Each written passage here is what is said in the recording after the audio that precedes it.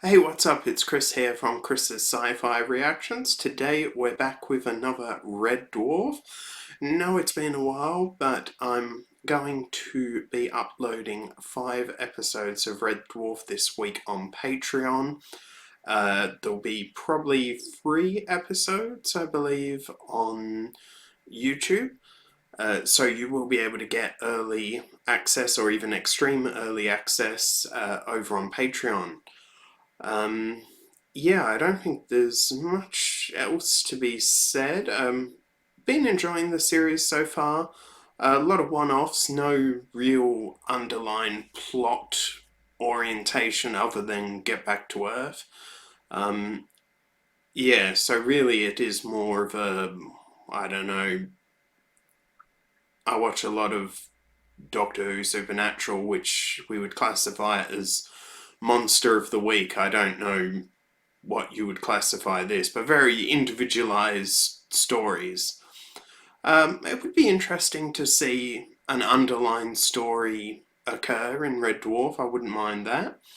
Yeah, but without further ado, I think it just gets straight on into this episode. This week's Red Dwarf contains scenes which are unsuitable for younger viewers and people of a nervous disposition. You have been warned. And I'm not sure if I said this before, but I much prefer this series opener to the past two.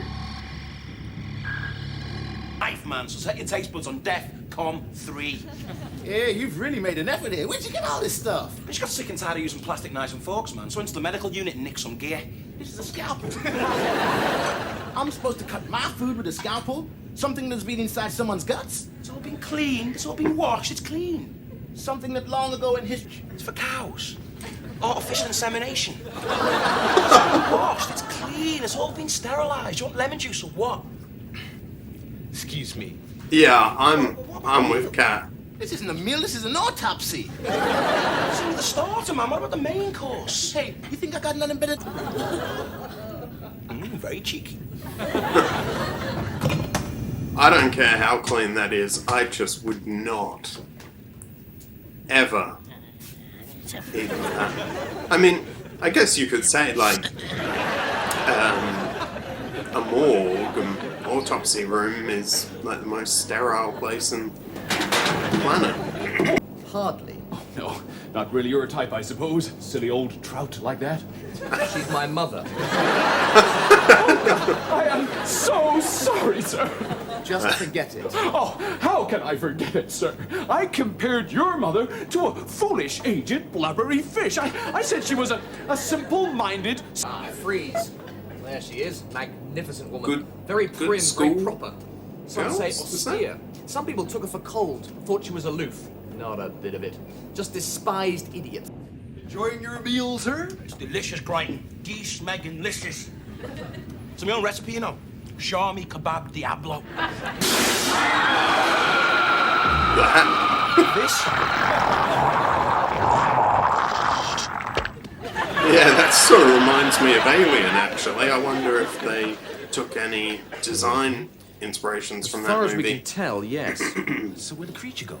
Well, it turned into a sort of splodgy, squelchy thing and squidged off down the corridor. At a time, I don't care. It's all the same to me.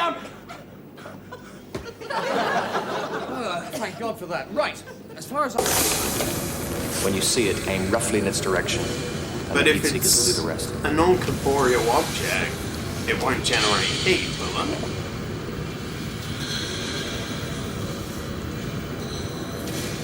Corporeal, I shouldn't have said that.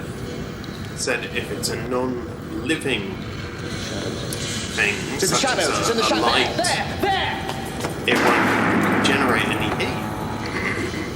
Sorry, my fault. False alarm. Idiot.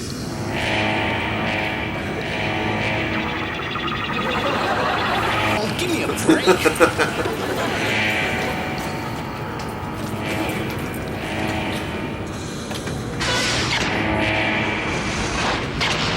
Crichton, come on, grab the cat and let's go. Oh, screw you, hadron head.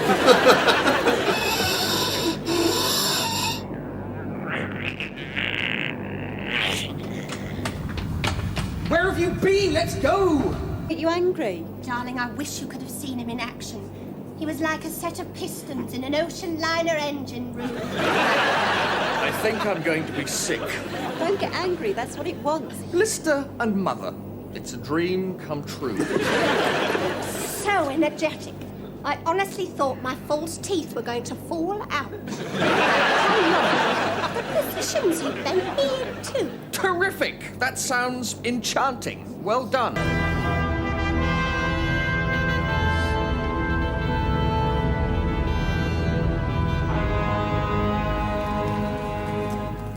Where's it now?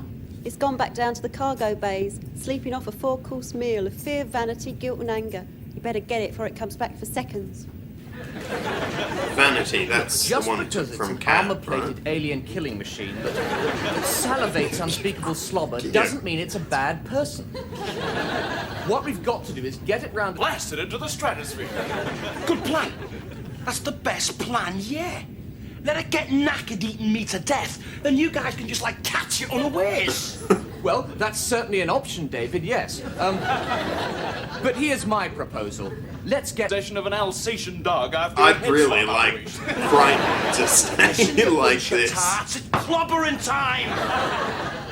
There's a body bag out there with that scrubball's name on it, and I'm doing up the zip. Anyone who gets in my way I gets want a napalm Crichton enemy. to stay the way he is, Everybody's but right. Cat, Rimmer and Lister to change back. Nah, I mean, even if it doesn't work, it'll still be a laugh. Right, let's just cut all of this business and get on with it. Last one alive's a wet ponce. Who's with me? Well, the car stickers aren't ready till Thursday, but sometimes one just has to act spontaneously. So People Rimmer let's go- can like Yeah, sit I'm down going to. and stand Maybe I on can things, borrow but he some just money can't from him. touch anything. Maybe can if he? I hand you guys That's- over, it'll let me go. Move it, suckers!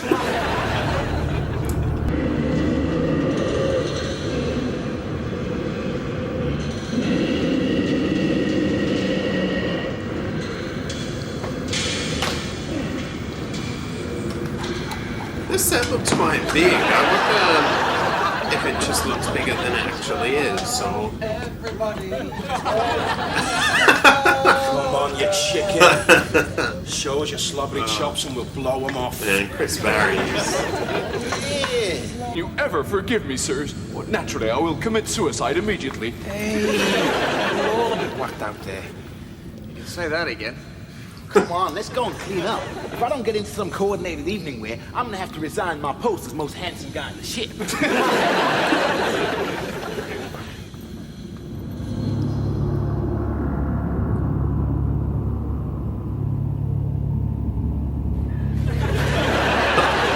Are we gonna get another episode with...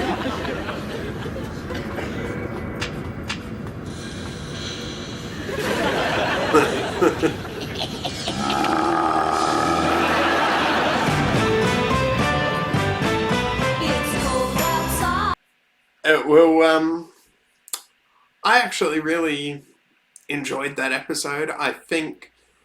Is it my favourite? I'm trying to think which one could be my favourite.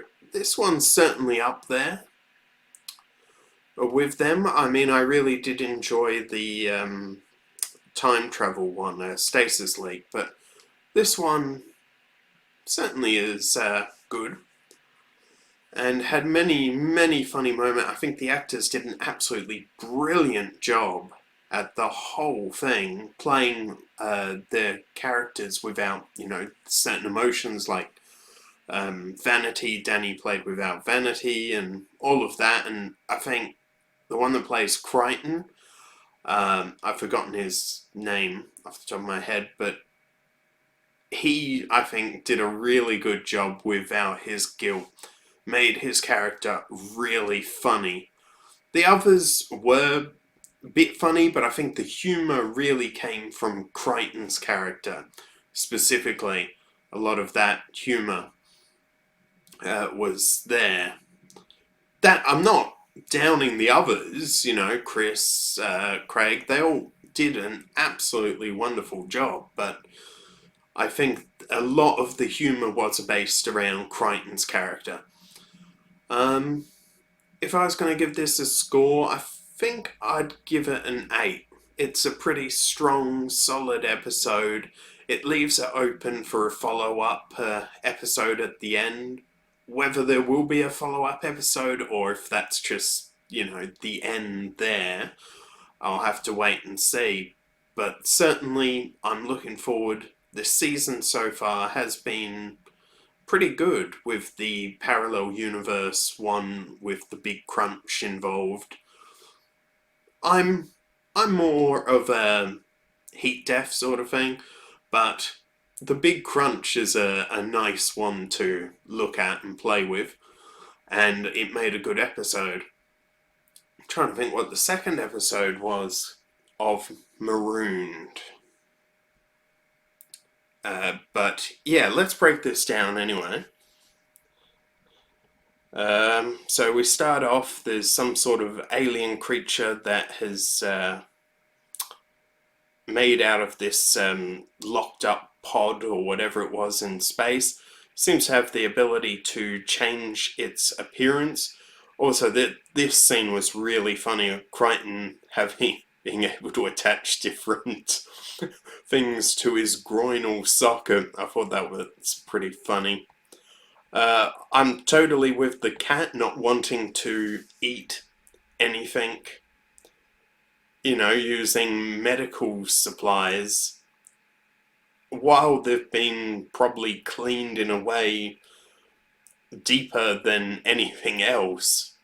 I just couldn't do it.